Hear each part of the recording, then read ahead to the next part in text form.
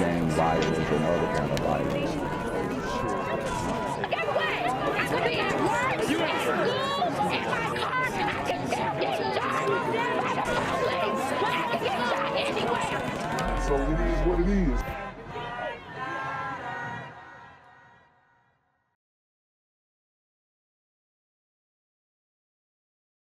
What's good, Shadow Realm? It's the Black Gen Z Mindset. Make sure you go ahead and like, comment, share, subscribe, and let's get into the video. Now to a significant increase in people experiencing homelessness in Chicago. According to the city, a one-night snapshot shows the number of unhoused people has tripled year over year.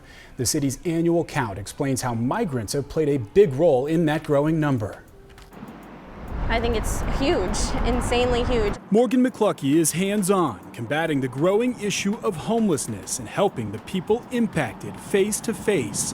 Today, she was handing out meals underneath the Dan Ryan Expressway on Canalport Avenue. We build genuine relationships and connections with people and help people who have fallen through the cracks of the larger system. Short-term help, she hopes, guides people to long-term solutions. So, shout out to this woman for, having a good heart to help the homeless in Chicago. But this homeless situation is completely manufactured.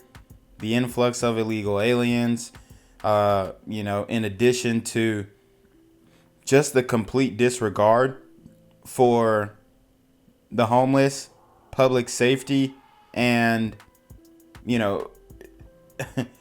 just the will of the people and what the people really need in Chicago. We've seen this issue explode. And you're going to get more of this with the high increase in inflation, the increase in other economic factors that are making the supply chain increase. All of these things, cost of goods, it's going to continue to affect the people and create more poverty due to Joe Biden's economic policies. And I don't think that that's something that we can run away from. It's something that we have to look at and attack head on, because if we don't, these homeless encampments are going to go up everywhere in every major city around the United States. And many of them already have them, like LA, San Francisco, San Diego, and all these other cities. It's an uphill battle. A snapshot of homelessness in Chicago released by the city shows nearly 19,000 people experienced homelessness on a single night in January, roughly 3 times the number reported in that same analysis in 2023, due in large part to the influx of migrants. Since August of 2022, we have welcomed more than 43,000 asylum seekers who have crossed the southwest border and traveled to Chicago. Maura McCauley with the Chicago Department of Family and Support Services says the city increased shelter capacity by about 5 times over the same time period. We weren't surprised to see that we had almost 14,000 asylum seekers in shelters. So, this year's count really reflects the need for continued housing and services. Even among non-asylum seekers, the numbers reflect a 25% increase in people experiencing homelessness year over year. The city attributing the increase among that segment of the population to pandemic-era support expiring and housing becoming less affordable. We need the city to take greater accountability. We need affordable housing. And the snapshot taken in January happened right after the peak in migrants coming to Chicago. The city of Chicago says it's seen new arrivals decline since then, so it should be interesting to see what the snapshot shows in 2025. Yeah, very eye-opening. Chicago police are looking for the suspects involved in an armed robbery on the CTA Blue Line. This happened Saturday afternoon as the train approached Racine Avenue. Chicago police say 5 teens approached and beat a man before stealing his shoes. One of those suspects allegedly pulled out a gun. Breaking right now off the top here at 10, a wild scene at the 31st Street Beach. In this video posted on the Citizen app, you can hear what sounds like gunshots followed by people running away. So apparently at this scene, there was a 12-year-old and a 15-year-old who were shot. And this is just more of the same in Chicago. And we talk about it all the time. And I'm not going to spend too much time on this topic. But it doesn't seem like it's getting better. The community is devolving into just a complete mess. And it exemplifies itself on a daily basis with the lack of morals and the lack of decency to handle yourself as a law-abiding citizen in society. But at this point, it's just like I said, refrain from large gatherings in the community, and that will solve a large amount of the issues, I would say. But we need a hiatus from large gatherings in the community because these super teen gremlins are on demon time. Then you see someone on the bridge with what appears to be a wound on their leg. Right now, we are still waiting to hear back from Chicago police. What's good, Shadow Realm? It's your boy Jenquavius Jackson, and y'all already know I'm demonetized and shadow banned in this bitch. So if you want to contribute, go to the Cash App, the PayPal, the GoFundMe, or join the Patreon. Also, don't forget to visit the merch store for all your favorite BGZM News 17 gear, including our exclusive Trump is a Blood t-shirt. Go fast before they sell out. They are already flying off the shelves, no cap. And remember, these super gremlins are on demon time. Topping the 10 tonight, a look at summer gun violence in Chicago. We have talked a lot about the new plans from the city, police and community leaders working to keep everyone safe, but it was a violent weekend. At least 44 people were shot across the city, and police say they are investigating 8 murders. But we know gun violence is much more than just a number. Our Jermont Terry live at CPD headquarters for us tonight, sharing the story of one of those victims. Jermont? Joe and Erica, this woman recently left Chicago and just moved back. Now her first summer back, she is the face of gun violence. My back is like a little stiff. It's like my lower back. At 23, Dominique Tosin Montagano never imagined she would be in such pain. This is not the summer This is not the summer I wanted. 2 bandages to her back These are both of the wounds. and leg cover gun wounds. They are injuries from when Dominique stood on a friend's porch over the weekend near 56 and Elizabeth in Inglewood. Police say at least 1 gunman, possibly more, opened fire on a group of about 10. Wow. So this woman obviously found herself in a situation where shots are ringing out. And like the saying goes, bullets have no name. And women, children, the elderly are not immune to these demon time activities, unfortunately.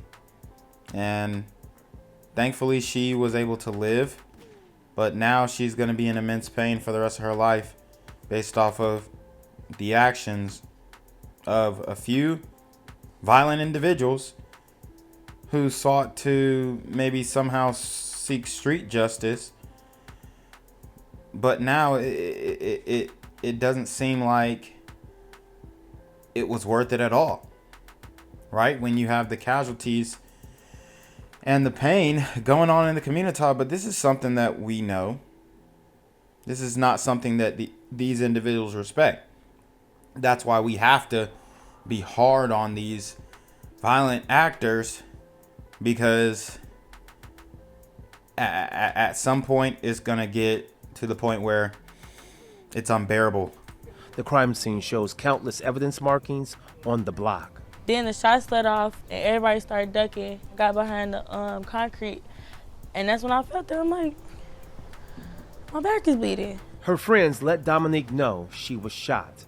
Another guy was shot in the hand, a third person on the porch hit in the arm by what's believed to be random gunfire. I thought at first like my back was hurting from the door. My back was hurt because I got bullets in it, like, or bullets were coming out of it. Like, that's crazy. Dominique is one of 44 people shot in Chicago over the weekend. 8 people were killed by the ongoing gun violence. That could have been me.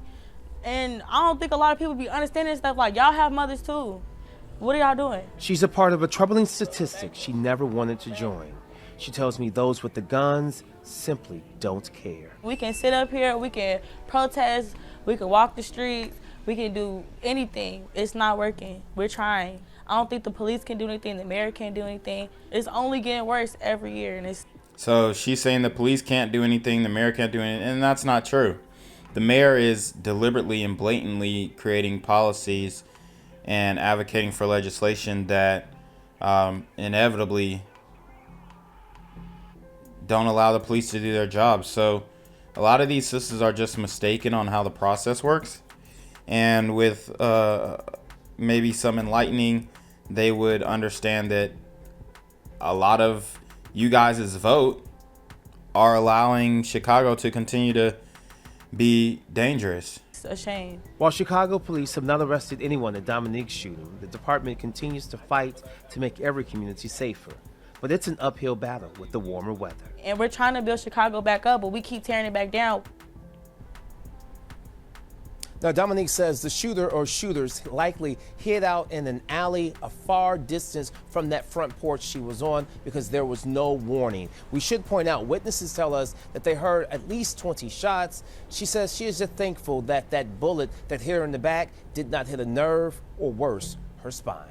Live outside Chicago Police Headquarters tonight, Jermont Terry, CBS 2 News.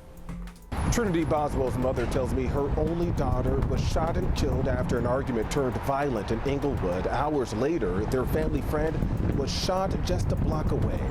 Those two women, part of this weekend's violence that one family is fighting to stop. All I got is my memories that I'm gonna cherish for the rest of my life. They took my baby. And this is a sad scene. It's always unfortunate to see a mother cry, particularly when she is a sister mourning the devastating loss due to these super teen gremlins on Demon Time. It's a hard thing to watch. It's a horrible thing. But like I said, a lot of the community are indirectly, subconsciously contributing to the violence via different ways we conduct and carry ourselves on an everyday basis, not condemning the violence when you hear it happen to somebody else, not taking group accountability and group acknowledgement in order to stop the bleeding, essentially, supporting the wrong political candidates who make your city more dangerous. All these things are in our hands, collectively in our power. It's just, are you willing to wake up and do something about it and change how things are conducted, or are you okay with the status quo, business as usual? A mother sheds tears outside of the Southside building, where plans are underway to house the group Ex-Cons for Community and Social Change. There's a system to this violence. We want to break that system. To help areas plagued in ongoing violence. All I see is parents crying. Now they're on the other side of that grief. If I could bring you back here, I would, and I would trade my life in with no problem for mine. 18-year-old Trinity. And, you know, this is her daughter, Trinity Boswell, I believe. And it's sad. It's very sad that you have another young sister being killed. But where is the Black Lives Matter Brigade? Where are the Protect Black Women protesters? You don't see them anywhere. They're nowhere to be found. That just goes to show that these people really don't care about what happens to black people unless it comes by the hands of a white police officer.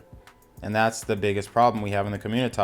We have fake outrage for situations where you got somebody who's doing the wrong thing get caught up with the police, and then you have no outrage for innocent young black women being murdered in the streets like a dog.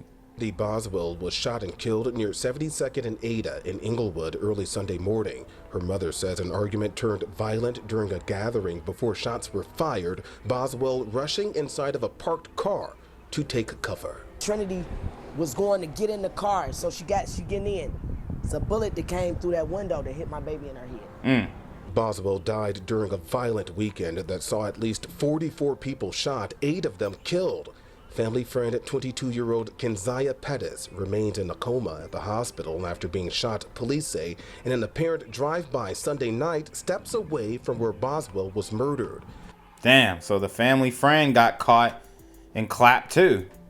And you have black women being taken out in droves in the black community or the communita, and nobody's saying anything about it. I mean, it's perplexing that there's literally no large mainstream media outlet covering it. It's just the local stories, and that's where it stays local because they don't want you to know about it. Because if you were to try and solve the issues, the people in power could not be in power because they don't want these issues solved.